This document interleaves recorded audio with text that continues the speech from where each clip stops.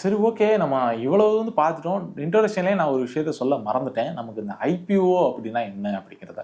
Initial public offering அப்படின்னு சொல்லுவாங்க. இப்போ நான் முதலே சொன்ன மாரி ஸ்டாக் மார்க்கெட் அப்படிங்கிறது நம்ம ஒரு கம்பெனில பார்ட்னர்ஷிப் ஆகுறதா. அந்த கம்பெனில பார்ட்னர்ஷிப் ஆகுறதுக்கு நமக்கு நிறைய வழிகள் இருக்கு. அதுல ஒரு வழி தான் ஸ்டாக் மார்க்கெட் அப்படின்னு சொல்லியிருக்கேன். இப்போ நம்ம இந்த ஸ்டாக் மார்க்கெட்ல லிஸ்ட் பண்ணணும். நம்ம கம்பெனி லிஸ்ட் பண்ணணும்னா என்ன பண்ணணும் அப்படின்னா அதுதான் இனிஷியல் பப்ளிக் ஆஃபரிங் அப்படின்னு சொல்லுவாங்க. ஒவ்வொரு கம்பெனியும் ஐபிஓ மூலியமாக தான் அந்த கம்பெனி ஸ்டாக் மார்க்கெட்டுக்குள்ளே லிஸ்ட் பண்ணுவாங்க. இந்த ஸ்டாக் மார்க்கெட்டுக்குள்ளே லிஸ்ட் பண்ணிட்டாங்க அப்படின்னா அந்த கம்பெனி அவங்களுக்கு ஓனர்ஷிப் கிடையாது. இது பப்ளிக்கு போக ஆரம்பிச்சது. பப்ளிக்கு போகும் பட்சத்தில் இதில் பப்ளிக் மணி இன்க்ளூட் ஆகுது அப்படிங்கிறது கவர்மெண்ட் ரொம்ப ரெஸ்பான்சிபிளாக இருக்கணுங்கிறதுக்காக இதில் நிறைய ரெஸ்ட்ரிக்ஷன் பண்ணுவாங்க. என்ன பண்ணுவாங்க அப்படின்னா நீங்கள் ப்ரொமோட்டராக இருந்தீங்கன்னா மேக்ஸிமம் ஒரு 75% மேலே நீங்கள் ஸ்டேக்கை வச்சுக்க கூடாது. ஒரு சில கம்பெனிஸ்க்கு இன்னும் கம்மியாக தான் ஸ்டேக் வச்சுக்கணும். யார் அதிகமாக ஸ்டேக் வச்சுருக்காங்களோ இப்போ நீங்கள் எஸ்பிஐ பேங்க் உங்களுக்கு பிடிச்சிருக்கு அப்படின்னு வச்சுக்கோங்களேன். நீங்கள் உங்கள்ட்ட பணம் இருக்குது அப்படின்னா அவங்க விற்க ரெடியாக இருந்தாங்க. இப்போ எஸ்பிஐயில் இருக்க ஷேர் ஹோல்டர் எல்லாருமே விற்க ரெடியாக இருந்தாங்க அப்படின்னா நீங்கள் ஆட்டோமேட்டிக்காக நீங்கள் எஸ்பிஐ பேங்க் ஈஸியாக வாங்க முடியும். இதே நம்ம ப்ரைவேட் பிளேயர்ஸ் கிட்ட வாங்க முடியாது. ஆனால் நீங்கள் ஸ்டாக் மார்க்கெட்டை பொறுத்த வரைக்கும் யார் அதிகமாக இப்போ யாராவது ஒரு கம்பெனியில் 51% ஷேர் வச்சுருக்காங்க அப்படின்னா அவங்க தான் அந்த கம்பெனியோட ப்ரொமோட்டர். யார் அதிகமான பர்சன்டேஜ் ஷேர் வச்சுருக்காங்களோ அதுதான் அந்த கம்பெனியோட ப்ரொமோட்டர். இது ப்ரைவேட்டுக்காக இருக்கட்டும் கவர்மெண்ட்டுக்காக இருக்கட்டும் எல்லாருமே சேமாக தான் இருக்கும். பட் இந்த இனிஷியல் பப்ளிக் ஆஃபரிங்க்கு அவங்க நிறைய விஷயங்களை சப்மிட் பண்ணணும். நிறைய அப்ரூவல்ஸ் வாங்கணும். நிறைய அப்ரூவல்ஸ் வாங்கினா தான் இந்த மாதிரி ஐபிஓவுமே அலாட் பண்ணுவாங்க. ஐபிஓவுமே அலோவ் பண்ணுவாங்க.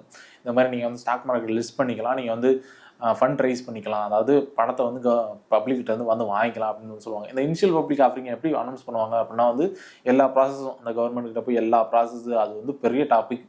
அந்த இனிஷியல் பப்ளிக் ஆஃபரிங் நம்ம ஒரு சின்ன கம்பெனியாக இருந்தாலுமே இந்த பெரிய பெரிய இந்த ஸ்டாக் மார்க்கெட்டில் நம்மளாலையுமே லிஸ்ட் பண்ண முடியும். பட் அதோட ப்ராசஸ் அப்படிங்கிறது கொஞ்சம் காம்ப்ளிகேட்டட். அதை பற்றி எனக்கு கொஞ்சம் தெரியும். பட் அதை நான் சொல்லி அதை இன்னும் ரொம்ப கஷ்டப்படுத்த விரும்பல. நம்ம ஆஸ் அ இன்வெஸ்டர், அதாவது நம்ம முதலீட்டாளர்களை வச்சு பார்க்கும்போது நம்ம ஒரு சில புது புது கம்பெனிஸை எப்படி நம்ம லிஸ்ட் பண்ணுறாங்க, அதை எப்படி வாங்குறது அப்படிங்கிறத தெரிஞ்சுக்கிறதுக்காக தான் நான் அது உங்களுக்கு சொல்கிறேன். இப்போ நம்ம ஐபிஓ அலாட் பண்ண உடனே நமக்கு நம்ம ஒவ்வொரு புரோக்கரோட வெப்சைட்லேயுமே நமக்கு ஐபிஓ அப்படிங்கிற ஒரு தனியாக டேப்லர் காலம் வந்திருக்கும். அதில் போய் நீங்கள் செக் பண்ணி பார்த்தீங்க அப்படின்னா நிறையா கம்பெனிஸ் இப்போவுமே ரீசெண்டாக ஐபிஓ லிஸ்ட் பண்ணிகிட்டே தான் இருப்பாங்க. அதில் ஒரு வேல்யூ கொடுத்துருப்பாங்க. இந்த ஷேர் இந்த ரூபாயிலிருந்து இந்த ரூபாய் வரைக்கும் நமக்கு வாங்கிக்கலாம் அப்படின்னு கொடுத்துருப்பாங்க. அதே நேரத்தில் ஒரு ஷேர் ஹோல்டர், அதாவது ஒரு அக்கௌண்ட்டில் இருக்கவர் இத்தனை ஷேர் வரைக்கும் வாங்கலாம். ஒரு லாட் அப்படின்னா ஒரு லாட்டுங்கிறது எப்படி வேணாலும் அவங்க டிஃபைன் பண்ணிக்கலாம். ஒரு லாட்டுக்கு 10 ஷேராக கொடுக்கலாம், ஒரு லாட்டுக்கு 100 ஷேராக கொடுக்கலாம், ஒரு லாட்டுக்கு 200 ஷேராக கொடுக்கலாம். அந்த ஷேர் வேல்யூ அவங்க தான் டிசைட் பண்ணுவாங்க. அது இவங்க டிசைட் பண்ண மாட்டாங்க.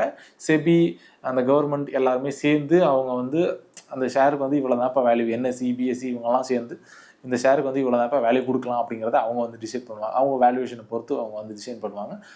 அது மட்டும் இல்லாமல் அந்த கம்பெனியுமே இன்ஃப்ளூயன்ஸ் பண்ணுவாங்க. நான் இவ்வளவுக்கு எனக்கு போடணும் அப்படிங்கிறத அவங்களுமே சொல்லுவாங்க.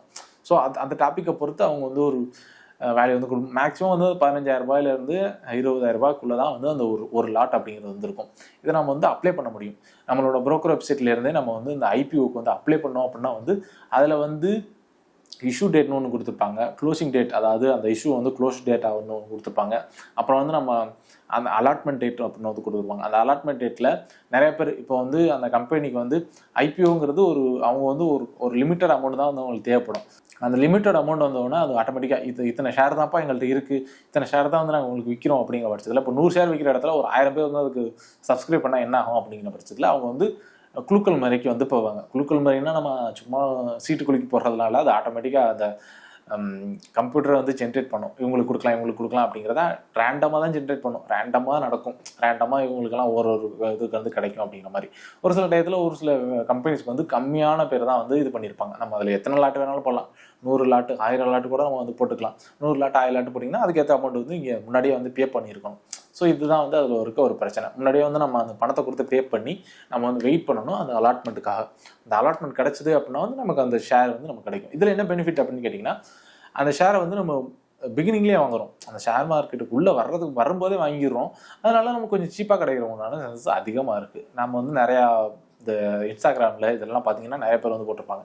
இதை ஐபிஓவில் இந்த ஷேரை வாங்கியிருந்தோம்னா நமக்கு இத்தனை %, 10,000%, 20,000% நமக்கு ப்ராஃபிட் 1000 மடங்கு, லட்சம் மடங்கு இந்த 100 ரூபா போட்ட இடத்துல இது 1,00,000 போயிடுச்சுப்பா அப்படி இப்படிலாம் வந்து சொல்லுவாங்க. ஸோ இதெல்லாம் வந்து இந்த ஐபிஓவில் நடக்கும். ஆனால் எல்லா கம்பெனியும் அப்படி போகணும்னு சொல்ல முடியாது. அந்த கம்பெனி இன்னொரு 5 வருஷத்தில் இல்லாமல் கூட போகலாம். அந்த மாதிரி கம்பெனிஸும் நிறையா வந்து இருக்குது. ஸ்டாக் மார்க்கெட் அப்படிங்கிறதே வந்து அந்த கம்பெனி எப்படி பர்ஃபார்ம் பண்ணுங்கிறது நமக்கு எப்போதுமே தெரியாது. நம்ம வந்து நல்லா கெஸ் பண்ணியிருந்தாலுமே ஏதாவது ஒரு திடீர்னு ஏதாவது பிரச்சனை வந்து இந்த கம்பெனி திவாலாகிறதுக்கோ கம்பெனி இல்லாமல் போகிறதுக்கோன்ற சான்சஸ் ரொம்ப அதிகமாக இருக்குது. ஸோ இதெல்லாம் வந்து நம்ம ரொம்ப கேர்ஃபுல்லாக தான் அதை வந்து ஹேண்டில் பண்ணி ஆகணும். ஸோ இதை தான் வந்து இனிஷியல் பப்ளிக் ஆஃபரிங்னு வந்து சொல்லுவாங்க. ஸோ இதில் பணம் போடுறதுனாலுமே வந்து நம்ம வந்து பணம் போட்டுக்கலாம். இந்த ஒரு டாப்பிக்கை நான் விட்டுட்டு நம்ம வந்து போகிறதுனால நமக்கு நல்லதில்லை அப்படின்னு சொல்லிட்டு தான் வந்து இடையிலேயே இந்த ஃபண்டமெண்டல் அனாலிசிஸ்குள்ளேயே அந்த ஐபிஓ வந்து நான் வந்து புகுத்திட்டேன். நம்ம அடுத்த வீடியோவில் நம்ம அந்த ஃபண்டமெண்டல் அனாலிசிஸாக ஃபுல் கண்டினியூ பண்ணலாம்.